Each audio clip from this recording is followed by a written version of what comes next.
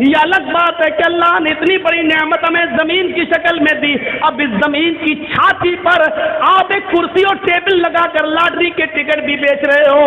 آپ اس زمین پر جو اللہ کی نعمت ہے، آپ اس زمین پر افیم کی اور اسمے کی کھیتی بھی کر رہے ہو، اس زمین کے اوپر آپ چرس اور گانجا بھی بو رہے ہو، آپ براؤن شوگر کی کھیتی بھی کر رہے ہو، اس زمین کے اوپر شراب کے اڈے بھی آپ کھول رہے ہو۔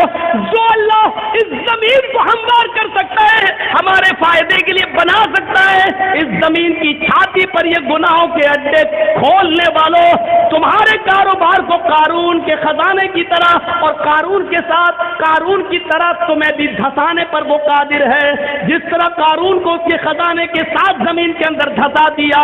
ذرا شراب کے اڈے کھولتے ہوئے، لاٹریوں کے ٹکٹ بیچتے ہوئے، حرام کاروبار کے لیے افیم اور چرس کی کھیتی کرنے سے پہلے ذرا سوچو کہ اللہ رب العالمین کا ایک حکم ہوا، زمین اگر پھٹ گئی ہے، زلزلہ آ گیا تو ہماری حیثیت کیا ہے، ہم کہاں ہوں گے؟ کبھی آپ نے سوچا ہے جو اتنی بڑی نعمت دے سکتا ہے وہ اس نعمت پر قادر بھی ہے، وہ اس زمین کے سینے کو پھاڑ کر ہمیں قارون اور اس کے خزانے کی طرح ہمیں دھسانے پر بھی قادر ہے؟ کبھی سوچا ہے ہم نے؟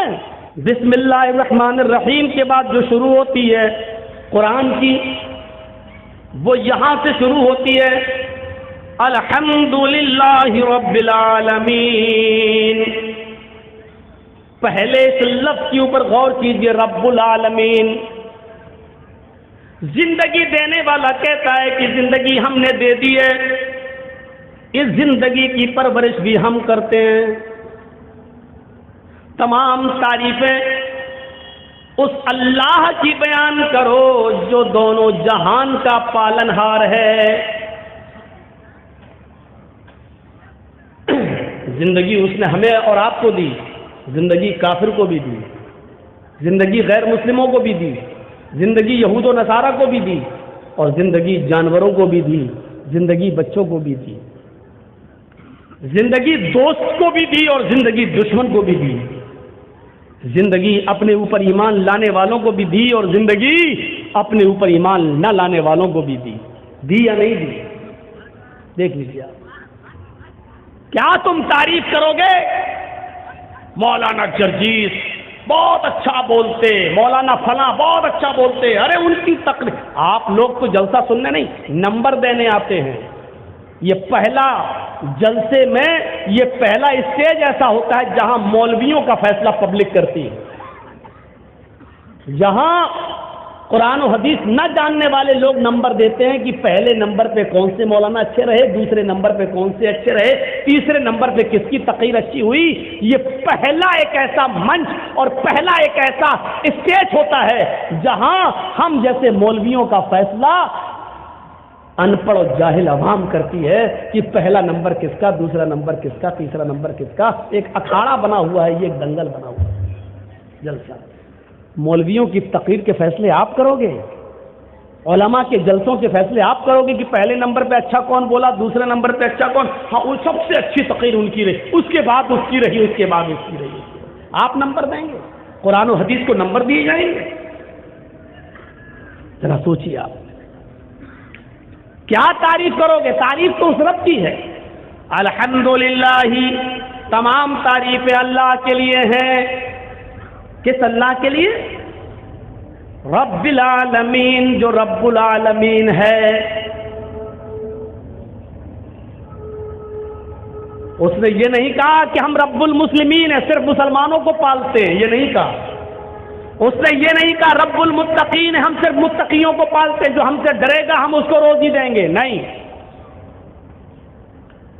اس نے یہ بھی نہیں کہا وہ رب العالمین ہے، رب الانس بھی ہے، رب الجن بھی ہے۔ وہ جس طرح مسلمانوں کو کھلانے اور پلانے والا ہے، اسی طریقے سے غیر مسلموں کو بھی کھلاتا اور پلاتا ہے۔ جس طریقے سے ہمیں اور آپ کو روزی اور روٹی دیتا ہے، اسی طریقے سے وہ یہود و نصارہ کو بھی روزی اور روٹی دیتا ہے۔ جس طریقے سے وہ ہمیں आसमान से बारिश देता है, उसी तरीके से वो गैर मुस्लिमों को भी देता है। वो रब्बुल इंस भी है, वो रब्बुल जिन भी है, वो रब्बुल जमादात भी है। ये पेड़ पौधे, इनको भी धीरे धीरे बड़ा करता है, इनको भी पालता है वो। वरना आपने तो एक दाना जमीन में डाला था बस, और क्या किया था? सिर्फ उस दाने को डालने के बाद आप तो अलग हट गए। उस आम की गुठली को, उस आम के बीज को आम के फलों तक पहुंचाने वाला, और इस आम के पेड़ की भी नशो नुमा करने वाला, और इस आम के गुठली और बीज को भी आम का दरख्त बनाने वाला वही रब्बुल आलमीन तो है। इसलिए वो रब्बुल जमादात भी है, रब्बुल नबातात भी, रब्बे नबातात भी है। वो अनाज को भी पैदा करता है, पेड़ और पौधों को भी परवान चढ़ाता है। वो रब्बे जमादात भी है। जमादात का मतलब एक छोटे से टीले को पहाड़ बनाने वाला भी वही है। इनकी भी वो परवरिश कर रहा है। अगर जमीन से कोयला ना निकले, जमीन से पेट्रोल ना निकले, जमीन से खजाने ना निकले, तो आप बताइए क्या करेंगे? सिर्फ एक चीज सोच लो, अगर अल्लाह ने जमीन ना बनाई होती, मुझे बताओ कि हम आज कहां होते? क्या हैसियत थी हमारी? सिर्फ रब की एक नेमत पर गौर कर लो। सारी नेमतें एक तरफ रख दो, सारी नेमतें एक तरफ रख दो, जबकि अल्लाह की नेमतें इतनी है कि तुम गिन नहीं पाओगे। इन तउद्दू नेमत अल्लाहि ला तुहसूहा। मेरे बंदो, मेरी नेमतों को, मेरी कृपाओं को, मेरे इनामात को, मेरे तहाइफ को, मेरे गिफ्ट्स को अगर तुम गिनना चाहो तो गिन नहीं सकते। इन तउद्दू नेमत अल्लाह, अगर तुम अल्लाह की नेमतों को याद करना चाहो, अल्लाह की नेमतों को गिनना चाहो, ला तुहसूहा, तो तुम्हारे हाथ में इतनी ताकत नहीं कि उनको लिख सको। तुम्हारे दिमाग में ऐसा कंप्यूटर फिट नहीं है जो उनको गिन सको। अल्लाह की नेमतें इतनी ज्यादा है कि तुम उनको गिन नहीं सकते, शुमार नहीं कर सकते। इतनी ज्यादा नेमतें, इन तमाम नेमतों को एक तरफ रख दो। सिर्फ एक नेमत जमीन को ले लो। जरा सोचो कि अगर अल्लाह ने जमीन न बनाई होती तो क्या होता? जमीन न होती तो आज मौलाना जर्जीस का स्टेज कहां लगता? जमीन न होती तो आप कहां बैठते? जमीन न होती तो अनाज, वो गल्ला जो हम और आप खाते और पीते हैं, वो कहां पैदा होता? जमीन न होती तो पीने का पानी फिर आपको किस कुएं से और किस हैंड पाइप से मिलता? जमीन न होती तो हमारी फैक्ट्रियां कहां होती? जमीन न होती तो सफर करने के लिए फिर बस स्टॉप कहां होते? रेलवे स्टेशन कहां होती? एयरपोर्ट कहां होते? जमीन न होती तो अलगर्ज आपके बिजनेस और आपके तिजारात और इन तमाम तिजारात करने के ऑफिस आपके कहां होते? ये अलग बात है कि अल्लाह ने इतनी बड़ी नेमत हमें जमीन की शक्ल में दी। अब इस जमीन की छाती पर आप एक कुर्सी और टेबल लगाकर लॉटरी के टिकट भी बेच रहे हो। आप इस जमीन पर, जो अल्लाह की नेमत है, आप इस जमीन पर अफीम की और इसमें की खेती भी कर रहे हो। इस जमीन के ऊपर आप चरस और गांजा भी बो रहे हो। आप ब्राउन शुगर की खेती भी कर रहे हो। इस जमीन के ऊपर शराब के अड्डे भी आप खोल रहे हो।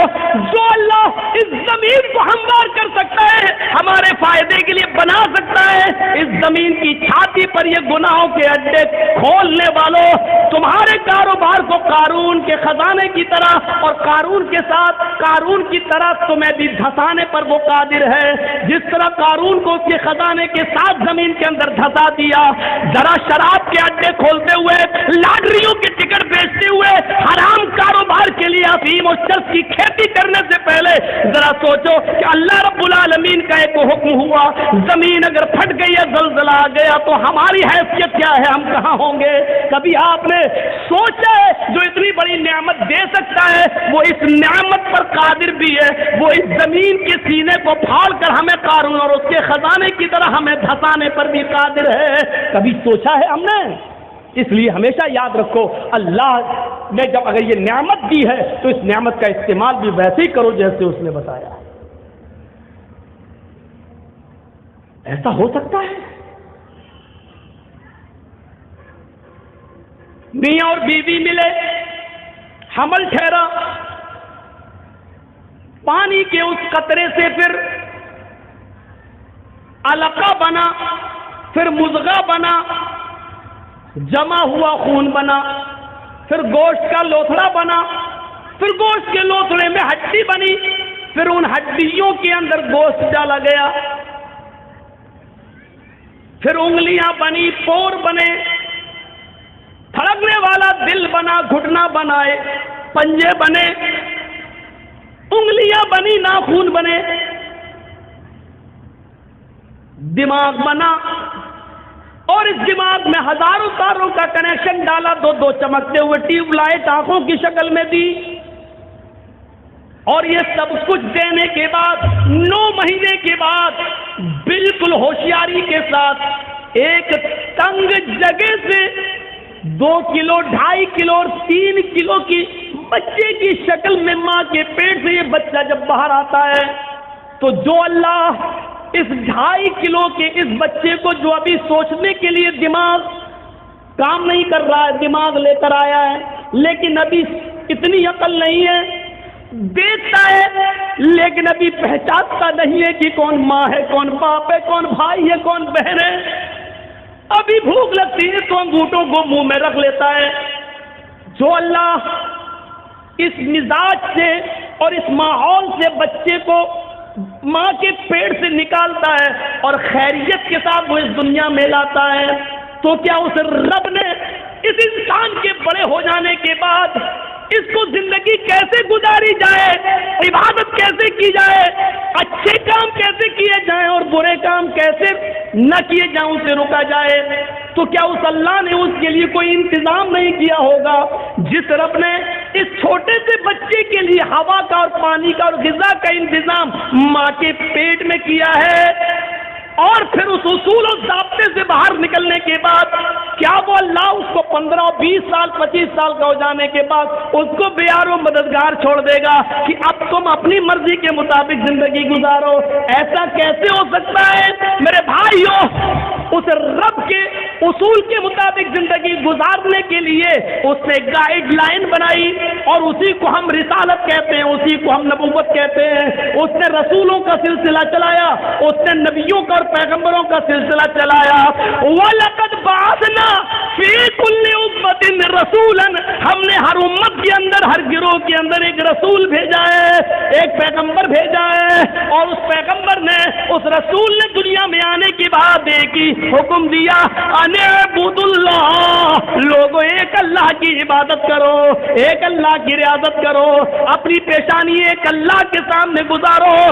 سن لو، اتنے بڑے ماحول سے نکال کر، ماں کے پیڑ سے نکال کر 20 و 25 سال کی عمر تک تجھے پہنچا دیا، اس میں کسی اجمیر والے کا ہاتھ نہیں ہے، بدایوں والے کا ہاتھ نہیں ہے، کچھوچا والے کا ہاتھ نہیں ہے، پھلواری شریف کا کوئی بھی بابا ابھی تک تیرے کوئی کام نہیں آیا ہے، یہاں تک پہنچانے والی ذات اسی اللہ کی ہے۔ اس لیے عبادت کے لائق بھی صرف وہی ہے۔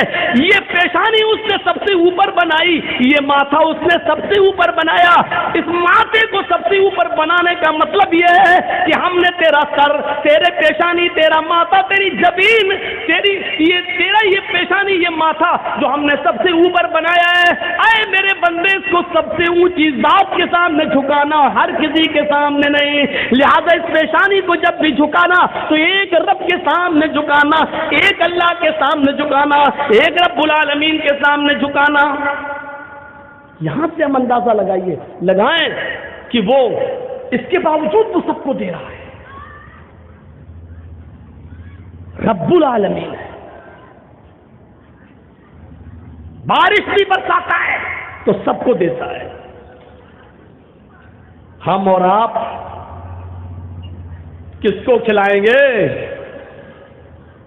جرجیت صاحب کے بیٹے کی شادی ہو رہی ہے، جرجیت صاحب لسٹ بنائیں گے کس کس کو بلایا جائے، جو ہمارے ہمدرد ہیں، ہمارے رشتہ دار ہیں، لسٹ میں نام لکھیں گے، اور جو ہمارا برودی ہے اس کا نام سب سے پہلے کاٹ دیں گے، ہٹ وہ نہیں آئے گا۔ جرجیس صاحب کا ورودی، جرجیس صاحب کا مخالف، جرجیس صاحب کا دشمن جرجیس صاحب کے دسترخوان پر ان کی شادی میں، ان کے بیٹے کی شادی میں نہیں آ سکتا ہے۔ جرجیس صاحب نے اپنا اور پرایا پن دکھا دیا، یہ دکھا دیا کہ جرجیس صاحب کے دسترخوان پر جرجیس کے دوست ہی آ سکتے ہیں، اس کے رشتہ دار ہی آ سکتے ہیں، دوسرا نہیں۔ لیکن اس رب کی ربوبیت کو دیکھو، اس اللہ کی الوہیت کو دیکھو، اور اس اللہ کی، اس رب کی ربوبیت کو دیکھو۔ اس نے جو اناج پیدا کیا ہے، اس اناج کو ہندو بھی کھا سکتا ہے، مسلمان بھی کھا سکتا ہے، اس کو سکھ اور عیسائی بھی کھا سکتا ہے، اور پارسی بھی کھا سکتا ہے۔ دنیا میں اس نے جتنے لوگوں کو پیدا کیا سب اس سے فائدہ اٹھا سکتے ہیں۔ غور کرو، جو اس نے کھانا موسیٰ علیہ السلام کو دیا تو فرعون کو بھی اس نے بھوکا نہیں سونے دیا۔ اگر اس نے ابراہیم علیہ السلام کو نعمتوں سے نوازا تو نمرود کو بھی اس نے بھوکا نہیں مرنے دیا۔ محمد رسول اللہ صلی اللہ علیہ وسلم پر اگر غذائیں اتاری ہیں تو نبی کے دشمن ابو جہل اور ابو لہب کو بھی اس نے بھوکا نہیں سلایا ہے۔ کبھی ہم نے غور کیا اللہ رب العالمین کے رب کی ربوبیت پر؟ ہمیں بہت جلدی یہ آیا تھا، یہ میرا ہے، یہ فلاں کا، یہ میرا دشمن ہے، ہم اس کو نہیں بلائیں گے۔ لیکن ذرا تصور کرو، ایک بار حضرت ابراہیم علیہ السلام کسی مہمان کو ڈھونڈ رہے تھے۔ یہ ابراہیم علیہ السلام کا ایک معمول تھا، وہ کبھی کھانا اکیلے نہیں کھاتے تھے، وہ کھانا کبھی اکیلے نہیں کھاتے تھے، کسی نہ کسی کو پکڑ کر لاتے تھے اور اپنے دسترخوان پہ بٹھا کے اس کو کھانا کھلاتے تھے۔ ایک دن کوئی نہیں ملا تو ایک مجوسی سمجھتے ہیں، آگ کا پجاری، آگ کی عبادت کرنے والا، پارسی سمجھ لو، پارسی، آگ کو اپنا خدا ماننے والا، آگ کی عبادت کرنے والا مجوسی، وہ بوڑھا کہیں جا رہا تھا تو کہا بابا بھوکے ہو؟ کہا ہاں، چلو کھانا کھا لو۔ بہت اچھا، آ کے بیٹھا دسترخوان پر، ابراہیم علیہ السلام نے کھانا لگا دیا۔ اس بوڑھے نے جیسی کھانے کا لقمہ اٹھایا اور منہ تک لے جانا چاہا، اس نے نام لیا، بسم النار، شروع کرتا ہوں آگ کے نام سے۔ آگ ہی کو وہ اپنا رب مانتا تھا، آگ کو ہی وہ اپنا معبود سمجھتا تھا، تو اس نے کیا کہا؟ بسم النار، میں شروع کرتا ہوں آگ کے نام سے۔ ابراہیم علیہ السلام نے ہاتھ پکڑا، اے بڈھے رکھ کھانا رکھ۔ اس نے رکھ دیا۔ کیا ہوا؟ کہا کہ بسم اللہ بولو، کہو کہ شروع کرتا ہوں اللہ کے نام سے۔ بڈھا بولا بھیا میں یہ تو نہیں بولوں گا، میرا خدا تو آگ ہے، میں تو آگ کے ہی نام سے کھاؤں گا۔ ابراہیم علیہ السلام نے کہا یہ کھانا، یہ نعمت میرے رب نے دی ہے، اس پر میرے رب کا نام لوگے؟ اس نے کہا ابراہیم بھوکا مر جانا گوارا ہے، تیرے رب کا نام لینا گوارا نہیں۔ ابراہیم علیہ السلام نے کہا اٹھ بھاگ، چلا گیا بڈھا، نہیں کھلایا۔ ابھی وہ 100 150 یا مشکل سے 200 قدم گیا ہوگا، اللہ نے جبرائیل کو بھیجا اور کہا جبرائیل ابراہیم سے کہو اس بڈھے کو بلا کر لاؤ اور دسترخوان پہ کھانا کھلاؤ، کھانا رب نے دیا ہے تم نے نہیں۔ ابراہیم علیہ السلام نے اس بوڑھے کو بلایا اور پکڑ کر لائے،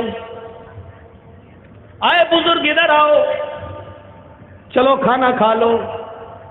اس نے کہا ابراہیم ابھی تو آپ نے بری طرح بھگایا اور آپ کہتے ہو کھا لو۔ فرمایا ہاں چلو کھا لو۔ دسترخوان پر بٹھایا، کہا دیکھو میں اپنے رب کا ہی نام لوں گا، بسم النار۔ فرمایا بابا تمہیں جس کا نام لینا ہو اس کا نام لے لو، لیکن کھانا کھا لو۔ کہا ابراہیم اتنا کیسے بدل گئے ہو؟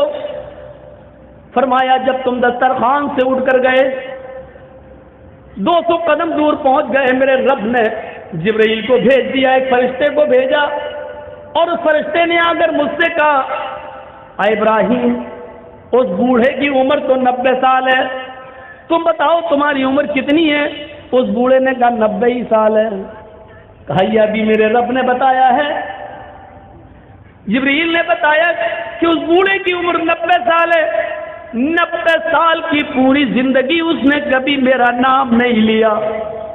اے ابراہیم، اس کے باوجود میں اس کو کھلاتا رہا، وہ تیرے دسترخوان پر ایک بار میرا نام نہیں لیا، تو نے اس کو بھگا دیا۔ یہ رب کی رحمت کو گوارا نہیں، یہ اس اللہ کی رحمت کو گوارا نہیں کہ کوئی بھوکا دسترخوان سے اٹھ جائے۔ اے بابا، تم نے 90 سال سے میرے رب کا نام نہیں لیا، لیکن پھر بھی اس نے تمہیں کھلایا، آج بھی اس نے دسترخوان سے بھوکا اٹھ جانا اس کو گوارا نہیں ہوا۔ اس نے مجھے بولا کہ بلا کر لاؤ اور کھلاؤ۔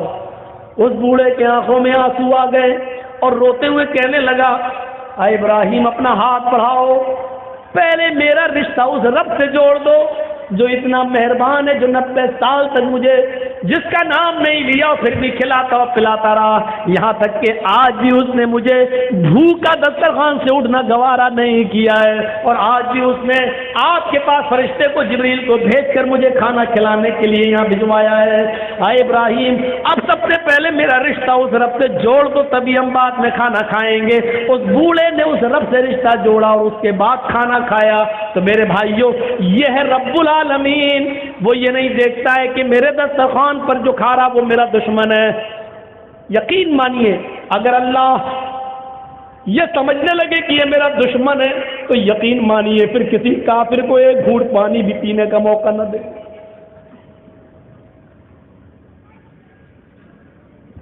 پھر ان کرمنل اور گنڈے لوگوں کو حکمرانی دے دے گا، لیکن اس کی نظر میں کچھ نہیں آؤگا۔ رب العالمین ہے، رب الانس والجن ہے، رب الحیوانات، وہ جانوروں کو بھی کھلاتا اور پلاتا ہے۔ آپ کتنا کھائیں گے؟ 2 روٹی، 3 روٹی، 4 روٹی، 5؟ کتنا کھائیں گے؟ بہت کم لوگ ایسے ہوتے ہیں جو، اب میں نام نہیں لوں گا، لیکن ایک جلسے میں نے ایک ایسے مولانا کو دیکھا ہے جو 1.5 کلو مچھلی کھا گیا، 1 کلو بکرے کا مٹن وہ بھی کھا لیا، اور آدھا کلو سلاد بھی کھا لیا۔ چشمدید گواہ ہوں، چشمدید گواہ، اتنا بڑے بڑے 3 بار اس کو چاول دیا گیا وہ بھی کھا لیا۔ اور مذاق میں کھانا کھلانے والا جب اور دینے لگا لیجئے تو کہتا نہیں آج سفر لمبا ہے، کر کے آیا ہوں، طبیعت میری ٹھیک نہیں، آج میں کچھ کم ہی کھاؤں گا۔ اتنا کھانے کے بعد بھی وہ کہہ رہا کہ نہیں میری طبیعت کچھ گڑبڑ ہے اس لیے آج میں کچھ کم ہی کھاؤں گا۔ تو ایسے لوگ بہت کم ہیں جو اتنا کھاتے ہیں، کتنا بھی کھا لیا پھر بھی کتنا۔ لیکن میرا رب تو وہ ہے جو سمندر میں چلنے اور ٹہلنے والی وہیل مچھلی جو بڑے بڑے جہازوں کو بھی الٹ دیتی ہے، بڑے بڑے جہازوں کو بھی پلٹ دیتی ہے، جو ایک دن میں 40 ٹن گوشت کھاتی ہے، 40 ٹن مچھلیاں، مردے، اور یہ جو جانور ہیں حشرات الارض، جو زمین کے جانور اور سمندر میں پھرنے والے جانور، جو منہ پھاڑتی ہے جتنے اس کے منہ میں آ جائیں، 40 ٹن کھاتی ایک دن میں، پر ڈے۔ اس کی خوراک کتنی ہے؟ 40 ٹن۔ میرا رب تو اس کو بھی بھوکا نہیں سونے دیتا ہے، اور 40 ٹن کھانے کا انتظام اس کے لیے بھی کرتا ہو روزانہ، پر ڈے 2 روٹی اور 3 روٹی کھانے والے انسان، تجھے ضرورت پڑ رہی ہے، تجھے ضرورت پڑ رہی ہے اپنے بھائی کی زمین کو غصب کرنے کی، تجھے ضرورت پڑ رہی ہے ناجائز مال کمانے کی، تجھے ضرورت پڑ رہی ہے جھوٹ کا سہارا لے کر اپنے بزنس کو آگے بڑھانے کی، جبکہ تیری خوراک صرف 2 روٹی ہے، تیری خوراک صرف 3 روٹی ہے۔ میرا رب تو 40 ٹن گوشت کھانے والی مچھلی کو بھی بھوکا نہیں سونے دے۔ یاد رکھیے گا، قرآن و حدیث پڑھیے آپ، قرآن و حدیث پھر سن لیجئے۔ 2 حقوق ہیں، ایک حقوق اللہ اور ایک حقوق العباد۔ تیسری کوئی چیز نہیں ملے گی. حقوق اللہ 1/4 ہیں اور حقوق العباد 3/4. 1/4 حقوق اللہ ہے اور 3/4 حقوق العباد ہیں. حقوق اللہ 1/4 ہے، صرف چوتھائی. اسلام کے اندر 2 ہی حقوق ہیں، حقوق اللہ اور حقوق العباد. اللہ کا حق صرف چوتھائی ہے اور 3 حصے بندوں سے جڑے ہوئے ہیں، بندوں سے. اس کا مطلب سمجھ رہے ہو؟ اللہ نے فرمایا کہ میں اپنا حق چاہوں تو معاف کر سکتا ہوں لیکن بندے کا حق میں معاف نہیں کروں گا. اس کا مطلب سمجھتے ہو؟ اس کا مطلب یہ ہے نماز بہت ضروری ہے لیکن اگر چھوٹ گئی یا جان بوجھ کر اگر آپ نے چھوڑ دی، اللہ اگر چاہے تو معاف کر سکتا ہے. یہ اللہ کی مرضی پر ڈیپینڈ ہے، وہ چاہے تو معاف کر سکتا ہے. بہت ضروری ہے نماز، لیکن اگر آپ نے چھوڑ دی، جان بوجھ کر ہی ترک کر دی، اللہ چاہے تو معاف کر سکتا ہے. یہ اللہ کی مرضی پر ڈیپینڈ کرتا ہے. لیکن اگر آپ نے اپنے کسی مسلمان بھائی کی یا کسی غیر مسلم ہی کی، ہندو ہی کی یا عیسائی کی یا کرسچن کی یا یہودی کی، اگر ایک بالشت زمین پر اگر قبضہ کر لیا ہے اور اس کو اپنی زمین میں شامل کر لیا ہے، ایک بالشت زمین پر قبضہ کر کے اپنے مکان میں شامل کر لیا ہے، تو اللہ قیامت کے دن اس کو معاف نہیں کرے گا. سمجھ رہے ہیں؟ نماز ایک بار معاف کر دے گا، یہ میرا حق ہے، میں چاہوں تو معاف کر سکتا ہوں، چاہوں تو نہ کروں. لیکن اگر کسی کا حق مارا ہے، ایک بالشت نہیں 1 انچ بھی اگر آپ نے کسی کی زمین پر ناجائز قبضہ کیا ہے تو اللہ اس کو معاف نہیں کرے گا. نماز آپ نے چھوڑی تو اللہ معاف کر سکتا ہے، لیکن اگر آپ نے کسی کو ماں کی گالی دی، بہن کی گالی دی، یہ کبیرہ گناہ ہے، اس کو اللہ معاف نہیں کرے گا قیامت کے دن، جب تک کہ دنیا میں آپ کو آپ کے بھائی نے معاف نہ کیا ہو. تو جاؤ بیٹا جاؤ، ٹھیک ہے. یہ ہے سمجھانے کا اثر. سامنے ہی بیٹھ کر اور پہلی صف میں، اس کو کہتے ہیں چوری اور اوپر سے سینہ زوری. تم جیسے 360 مولوی روزانہ آئے، ہم ان کی نہیں مانے، تمہاری کیا مانیں گے؟ تم تو کل کے لونڈے ہو مولانا. یہ ہے ہمارا حال. سسٹم دیکھیے آپ، سسٹم. تو سن رہے ہیں، اس کو اللہ معاف نہیں کرے گا. اس لیے حقوق العباد کا خیال رکھیے. ظلم اللہ کبھی معاف نہیں کرتا اگر آپ نے کسی پر کیا، جب تک کہ وہ معاف نہ کرے. حاجی جب حج کے میدان میں ہوتا ہے اور آسمان سے فرشتہ حج کے دن 9 تاریخ کو عرفہ کے میدان میں آ کر کہتا ہے، اے حاجیو، اپنے گناہوں کی معافی مانگنے والوں، اپنے گناہوں سے توبہ کرنے والوں، جاؤ، آج اللہ نے تمہیں گناہوں سے پاک و صاف کر دیا ہے. آج تم گناہوں سے ایسے ہی پاک ہو جیسے دھوبی کی بھٹی میں کپڑے کا میل کچیل صاف ہو جاتا ہے. جیسے کوئی بچہ اپنی ماں کے پیٹ سے پیدا ہونے کے بعد گناہوں سے پاک و صاف ہوتا ہے، جیسے وہ گناہوں سے بالکل پاک و صاف ہوتا ہے، ایسی اللہ نے تمہارے سارے گناہوں کو مٹا دیا، سارے گناہوں کو اس سے تمہیں پاک کر دیا.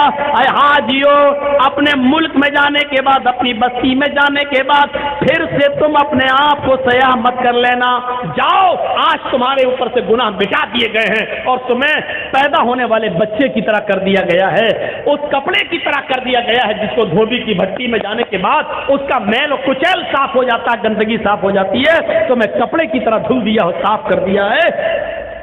جہاں فرشتہ یہ اعلان کر کے خوشخبری سناتا ہے کہ اللہ نے تمہارے گناہوں کو ختم کر دیا، مٹا دیا، ایسے موقع پر بھی اللہ اس حج کے میدان میں بھی उन लोगों के गुनाह नहीं मिटाता है जो किसी पर जुल्म करके हज करने आए हैं, या किसी की दुकान पर नाजायज कब्जा करके, या एक दो बालिग जमीन किसी की दाब कर उस पर जुल्म करके हज के मैदान में पहुंचे और हज करने आए। जब तक बंदा उसको माफ नहीं करेगा, अल्लाह भी माफ नहीं करेगा। अल्लाह हज के मैदान में भी उसको माफ नहीं करता।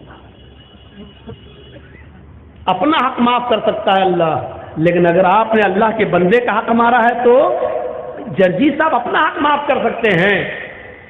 इस आदमी की अगर आपने जमीन दाबी है या इस पर जुल्म किया है तो इसका जुल्म हम थोड़ी माफ कर देंगे। आपने जुल्म उसके ऊपर किया है, ये उसका हक है, वो चाहे तो माफ करे चाहे तो न करे।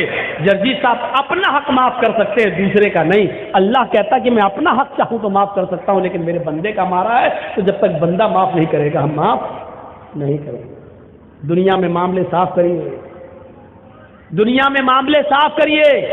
इसीलिए जनाजे की नमाज पढ़ने से पहले,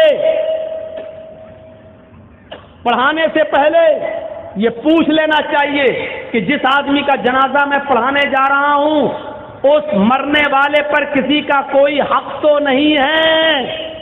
कौन पूछता है? आप अपने इलाके के मुल्ला और मौलवियों को बताइए कितने लोग हैं जो पूछते हैं। इसके बिना जनाजा है ही नहीं, लेकिन बताइए कितने लोग पूछते हैं। कितनी बस्तियों में मैं जाता हूं, जनाजा सामने खड़ा, पढ़ा दिया, अल्लाह अकबर, हो गई नमाज, पढ़ा दी गई, उठाया जनाजा, चला गया। लेकिन जनाजा पढ़ाने वाले की जिम्मेदारी है कि मय्यत का जनाजा पढ़ाने से पहले उसके रिश्तेदारों को सामने लाकर, उसके बेटे, उसकी औलाद को सामने लाकर पूछे कि मरने वाले पर किसी का कोई हक तो नहीं है। और जनाजे में सफे लग जाए तो पूरी पब्लिक से पूछा जाए क्या मरने वाले का किसी के ऊपर कोई कर्ज तो नहीं था। अगर एक भी आदमी खड़ा होकर ये कह दे कि मरने वाला मेरा कर्जदार था, मरने से पहले उसने कर्जा लिया था, कर्जा दिए बगैर मर गया, तो फिर उसके ऊपर जनाजा नहीं पढ़ा जाएगा। सुन रहे हैं आप? फिर उस पर जनाजा नहीं पढ़ा जाएगा। फिर उसके घर का कोई आदमी खड़ा होकर, उसका बेटा या उसका भाई खड़े होकर ये कहेगा कि अपने बाप का कर्जा मैं अदा करूंगा। जब बेटा या घर का कोई वारिस ये कहे कि मैं इस मय्यत का कर्जा मैं अदा कर दूंगा, इतना इतना रुपया तुम्हारा कर्जा मैं दे दूंगा, जब इस बात की गारंटी जब कोई लेगा तब उसका जनाजा पढ़ा जाएगा। आप समझ रहे हैं कितना बड़ा मामला है ये बंदों का मामला। एक आदमी मर गया, दुनिया से चला गया, उसके साथ उसकी नेकियों का दरवाजा भी बंद हो गया, लेकिन इसके बावजूद मेरे भाई उसका जनाजा पढ़ाने से पहले पूछा जाएगा क्या इसके ऊपर किसी का कर्ज तो नहीं था, कोई मामला तो नहीं था। और अगर निकल गया तो उसका जनाजा नहीं पढ़ाया जाएगा जब तक कि उसके रिश्तेदार ये न कहें कि इसका कर्जा या इसका मामला मैं अदा कर दूंगा। मेरे प्यारे साथियों, जरा तसव्वुर कीजिए, नबी अकरम सल्लल्लाहु अलैहि वसल्लम का आखिरी वक्त है, इस दुनिया से जाने वाले हैं, इंतकाल में 2 या 3 दिन बाकी रह जाते हैं। आप फरमाते हैं लोगों अगर मेरा किसी के ऊपर कोई कर्ज हो तो वो आज ले ले, कयामत के दिन मैं नहीं दे सकता। इंतकाल से 2-3 दिन पहले लोगों अगर मेरे ऊपर किसी का कर्ज हो तो वो 2-3 वो मुझसे ले ले। एक सहाबी उठते हैं और कहते हैं कि अल्लाह के नबी मेरे 3 दिरहम है आपके पास। अल्लाह के नबी सल्लल्लाहु अलैहि वसल्लम ने एक सहाबी को हुक्म दिया कि 3 दिरहम इसके अदा कर दिए जाए। उस सहाबी ने उसी वक्त उनके 3 दिरहम दे दिए। आपने फरमाया लोगों जब मेरी रूह कब्ज़ उनसुरी से परवाज हो जाए, जब मेरा इंतकाल हो जाए तो मेरी नमाज जनाजा से पहले पूछ लेना किसी का कोई कर्ज तो नहीं है, किसी का कोई कर्ज तो नहीं है। अगर कोई मिलता है तो उसका कर्ज अदा कर दिया जाए, उसके बाद मेरा जनाजा पढ़ाया जाए और फिर मुझे कब्रिस्तान में दफन कर दिया जाए। मुझे गौर कीजिए मेरे भाइयों, ये वो हस्ती कह रही है जिसके लिए हम मकाम महमूद की दुआ करते हैं हर नमाज के हर अज़ान के बाद। और इसका हाल ये हुआ کہ اللہ کے نبی صلی اللہ علیہ وسلم کا جب انتقال ہوا تو پوچھا گیا کوئی قرض تو نہیں تھا؟ جواب کہیں سے نہیں ملا۔ سب سے پہلے ابو بکر صدیق نے آپ کی نماز جنازہ پڑھی، پھر عمر فاروق نے نماز جنازہ پڑھی، پھر عثمان غنی نے نماز جنازہ پڑھی، پھر حضرت علی نے پڑھی۔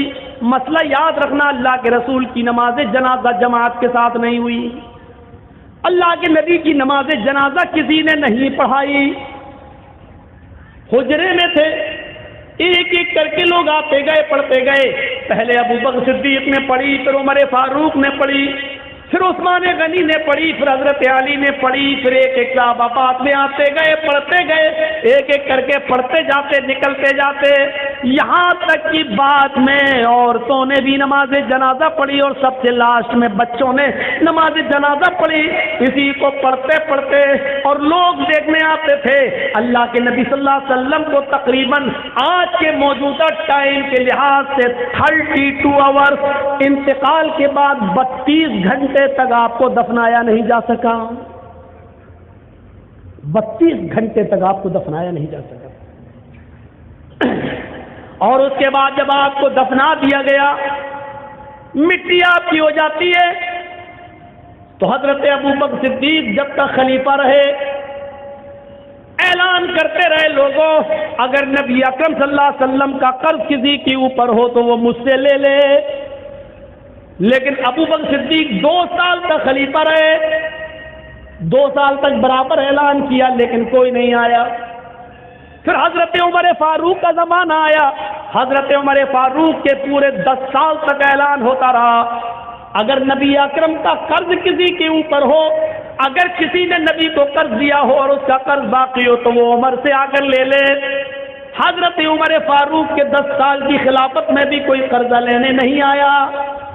حضرت عثمان غنی کا جب زمانہ آیا تو 12 سال تک اعلان کیا جاتا رہا اگر نبی اکرم نے کسی سے قرض لیا ہے تو وہ آ کر مجھ سے قرض لے لے، میں نبی کا قرض دینے کے لیے تیار ہوں۔ لیکن 12 سال تک عثمان غنی کے زمانے میں بھی کوئی قرض لینے نہیں آیا۔ ذرا اندازہ لگائیے کہ قرضے کا معاملہ کتنا بھیانک ہوتا ہے۔ اللہ کے نبی صلی اللہ علیہ وسلم اپنے انتقال سے پہلے خود اعلان کر رہے ہیں اگر کسی کا قرض میرے اوپر ہے تو لے لے۔ ایک اٹھتے ہیں اور کہتے ہیں کہ میرے 3 دن میں آپ نے دلوا دیے، پھر کوئی نہیں ملا۔ ابو بکر صدیق نے 2 سال تک اعلان کیا لیکن کوئی نہیں ملا، عمر فاروق نے 10 سال تک اعلان کیا لیکن کوئی نہیں ملا، عثمان غنی بھی کہتے رہے کہ نبی کا قرض کسی کے اوپر تو مجھ سے لے لے، لیکن 12 سال تک کسی نے کوئی قرض نہیں مانگا۔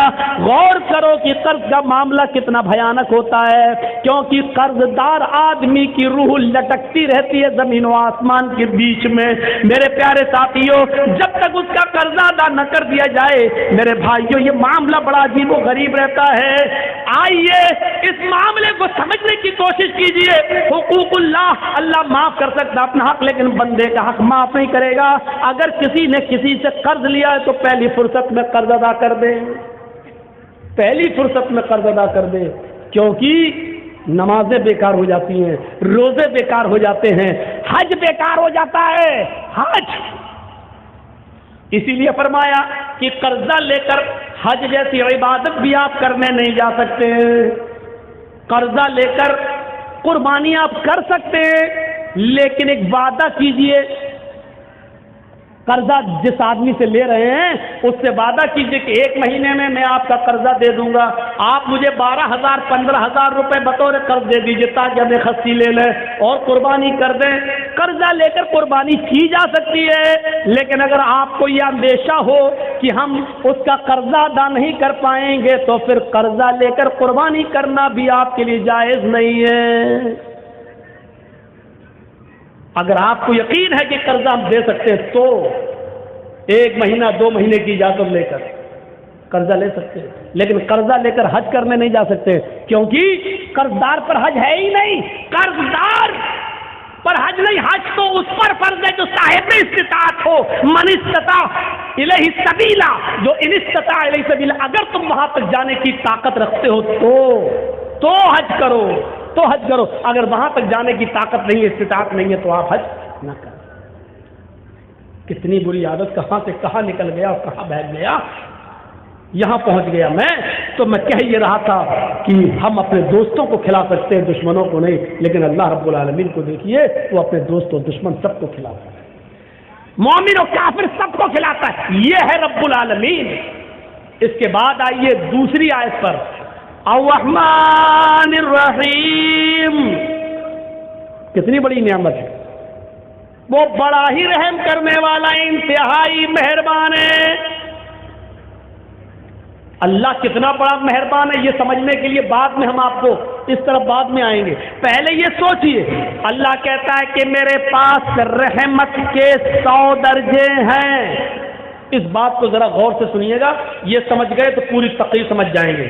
اللہ نے کہا میرے پاس رحمت کے 100 درجے، اللہ نے کہا مطلب اللہ کے نبی نے کہا، اللہ نے فرمایا، یعنی حدیث قدسی، اللہ کے نبی فرماتے ہیں کہ اللہ نے فرمایا میرے پاس رحمت کے 100 درجے ہیں۔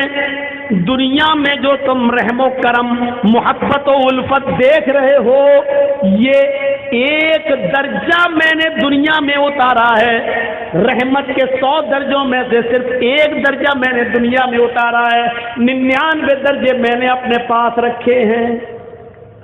اب میں کسی سے پوچھوں رحمت کے کتنے درجے ہیں؟ 100۔ اور دنیا میں اللہ نے کتنا درجہ اتارا ہے؟ ایک، صرف ایک۔ ایک مرغی کو دیکھیے آپ، مرغی بلی کو دیکھتی ہے فوراً بھاگتی ہے، لیکن وہی مرغی جب انڈوں پر بیٹھتی ہے اور انڈوں سے چوزے نکلتے ہیں، اور مرغی جہاں سڑک پر دانا چگتی ہے، اپنے بچے اس کے پیچھے پیچھے آتے ہیں، اچانک بلی کو دیکھتی ہے مرغی تو بھاگتی نہیں ہے۔ اب آپ دیکھیے وہ مرغی اب بھاگ نہیں رہی ہے، کیونکہ جانتی اگر میں بھاگوں گی تو میرے بچے مارے جائیں گے۔ وہ مرغی اپنے پروں سے کھول کر اپنے بچوں کو سمیٹتی ہے اور بلی کے سامنے سینہ تان کے کھڑی ہو جاتی ہے۔ اس مرغی کے اندر اپنے بچوں کی محبت اور اپنے بچوں کی الفت کے لیے پروں کا کھول دینا اور اپنے بچوں کا سمیٹ لینا، یہ اسی ایک درجے محبت کا حال ہے، یہ اسی ایک درجے محبت کا حال ہے، 99 درجے نہیں۔ ایک کتیا جب اس کے بچے پیدا کرنے کا وقت آتا ہے تو آپ دیکھیے کتیا بھی ایسی جگہ تلاش کرتی ہے کہ ہم اپنے پیٹ سے اپنے بچوں کو جنم دے سکیں جہاں دوسرے کتے نہ پہنچ پائیں اور خطرناک جانور وہاں پہنچ کر ہمارے بچوں کو مار نہ ڈالیں۔ آپ نے دیکھا کبھی؟ وہ کتیا بھی ایسی جگہ تلاش کرتی ہے جہاں اس کے بچے محفوظ رہ سکیں۔ یہ محبت اس کتیا کے اندر کس نے ڈالی؟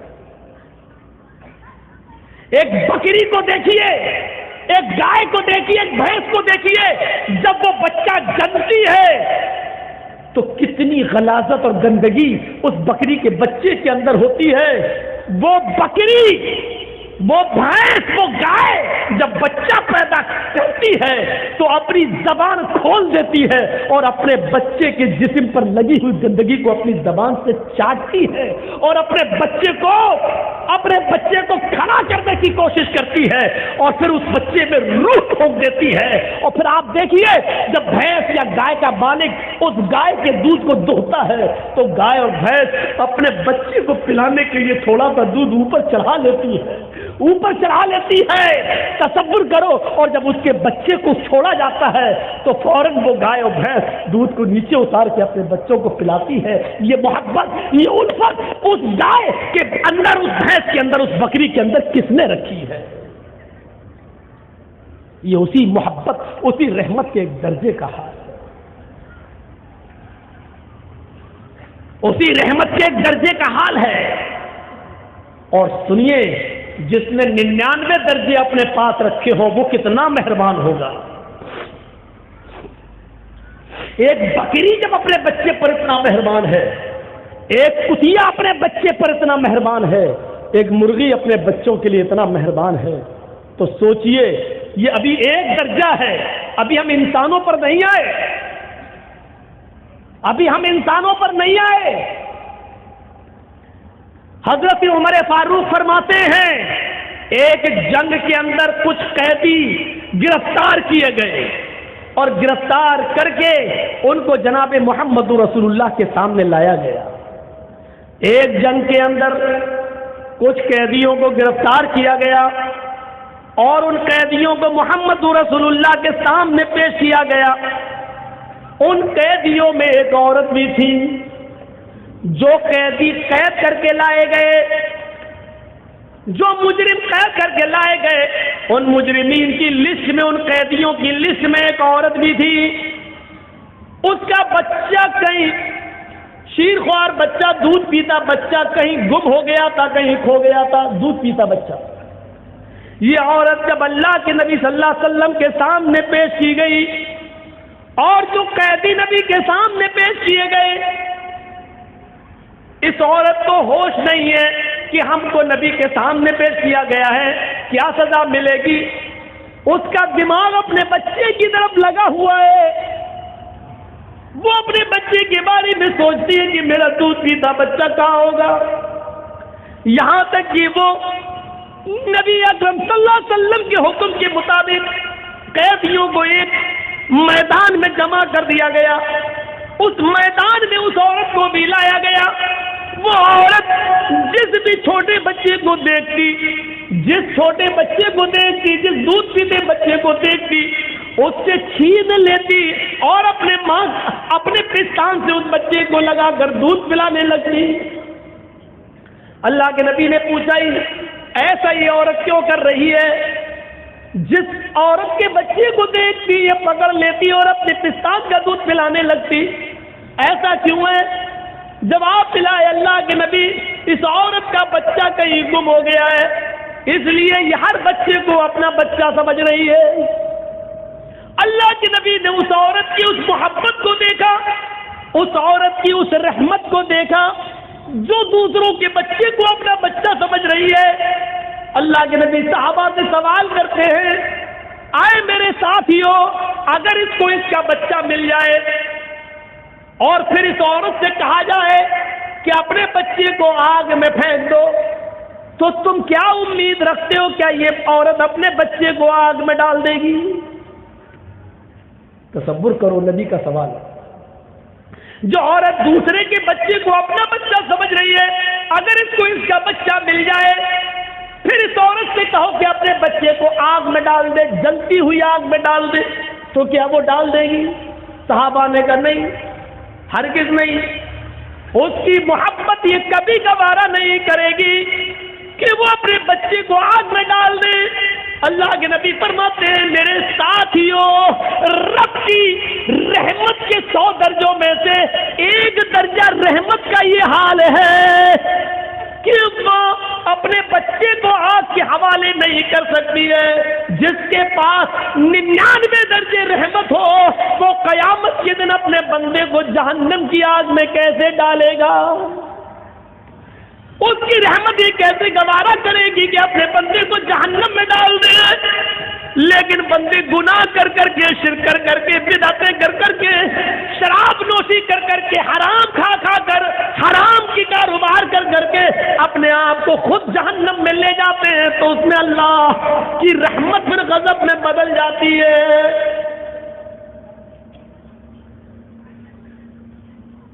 ورنہ رب کی رحمت یہ گوارا نہیں کرے گی۔ جس کے پاس 100 درجے رحمت ہو، وہ کیسے گوارا کرے گا کہ میرا بندہ جہنم میں؟ آپ ایک مثال کو سمجھنے کی کوشش کریں۔